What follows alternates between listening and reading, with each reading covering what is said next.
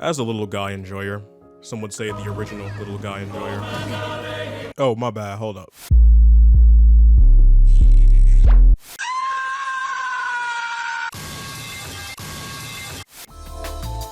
There we go. Some would say the original little guy enjoyer. I've had my eye on this one for a hot minute. If you don't know what Pikmin is, you are asleep.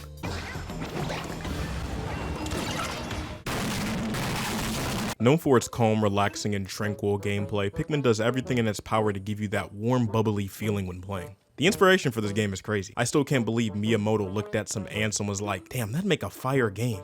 What the fuck? Is that a gun?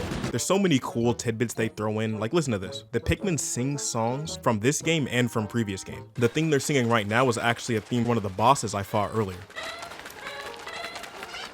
And then there's this cool ass unexpected Zelda reference. It's the little things that make this game so good.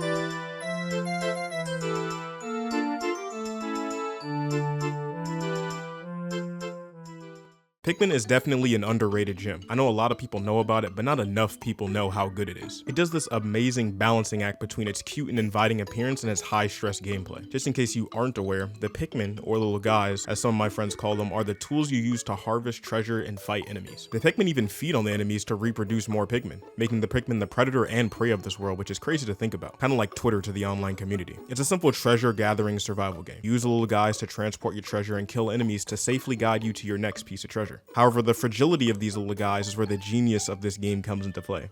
As illustrated in the intro to this video, the little guys can die at the snap of a finger before you even realize what's going on. But that's not it. It's done so in a way where the game lets you know that the death was avoidable, and they shove that shit in your face. The enemies that kill large quantities of little guys for the most part are slow and give a large window of time for you to strategize an escape route. So when they die, you know it's on you. And while some of the enemies give you a lot of time to react, it's pretty easy to make a mistake when you're managing multiple things at once, especially during the time trials. Then there's a lot of smaller enemies which are just as dangerous if you don't know what you're doing. As you do your game of ring around the rosy, trying to stay out of licking range, all it takes is one slip up before the enemies get a mouthful of little guys. And the game lets you know when this happens. They crank the volume up on the Pikmin screams to make sure you hear that shit. The game values each and every Pikmin's life. When the Pikmin die, the NPCs comment on it. Even when it's only one or two, the characters will mourn the loss of dead Pikmin.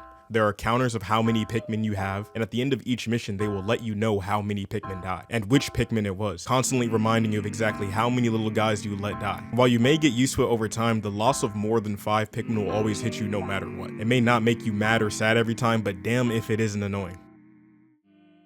Completing such a simple task like collecting treasure and bringing it back to your ship becomes so stressful when there's enemies lurking about at every corner trying to slurp up your homies. That's supposed to be my job. And the game wants you to get better too. The game pushes you to be as conservative as possible so as not to kill Pikmin. By constantly reminding you of your failures and how many Pikmin are dying, it pushes you to become not only more skilled and thoughtful with how you use the Pikmin, but more efficient. I don't know if I'm crazy or something, but there's just something about the feeling of the tension that comes with a Pikmin game that's just fun. Perfect way to experience healthy stress without putting yourself in a real life stressful situation. How good is the game though? It's alright, it's pretty good. Pikmin 4 is pretty easy for the most part, but there are some real stressful areas sprinkled throughout, especially in Giant's Hearth. For some real unyielding, hard-hitting stuff and peak Pikmin in my opinion, I'd say play 2. Not everyone's a masochist like me though, so take my recommendation with a grain of salt. Let me know what you think in the comments below. If you think I'm overreacting, you just don't know. Like and subscribe if you enjoyed the video, take it easy, and as usual, have a good one.